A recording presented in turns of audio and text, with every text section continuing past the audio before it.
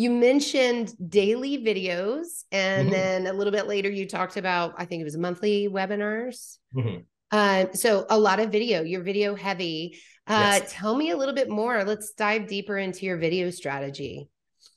Yeah, so just consumer trends. A lot of studies show that if someone opens a landing page, the first thing they'll interact with is a video towards the top of the page, if available, as opposed to scrolling or doing anything else. Look at how people consume social media. Things like TikTok, Instagram Reels, YouTube Shorts. These things are exploding while people may be leaving some of the more traditional, even seems like a weird word, but just what people were doing 5 years ago on social media. And so, since that's where the demand is and that's where people spend their time, rather than try and drive them to a completely new way of interacting with you, meet them where they already are, meet them how they spend their time and how they prefer to interact with things. So, in our newer New Jersey office, we have a nice, huge studio where we can film things for the virtual events. We can create a lot of videos. And then the shorter social videos, it's just so easy to create something. Production value doesn't have to be crazy.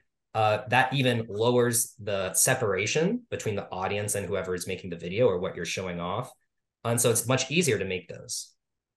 I'm fresh coming off of an electronics conference. And when I presented, I had so many questions about video content. And they said, look, we're dealing with electronic components. Like, how do we make a video on that? And, what is a quick, low production way to show electronic components? And I bet you have a good answer for that because there's a lot of overlap to the small components that you show through Edmunds. Do you have any advice Definitely. there? Yeah, a little piece of glass. How do you make it look cool or convince Yeah. somebody that it's important?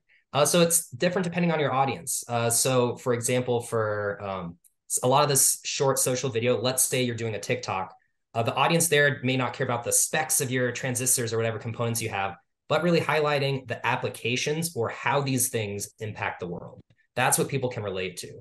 So you could talk about, okay, let's say you made an advancement in your electronics components that can reduce the weight and size of a system. You could talk about things like portable medical devices or how so many things are becoming wearable or connected to something that people can understand, and then show, okay, and this is one of the technologies letting these cool things happen.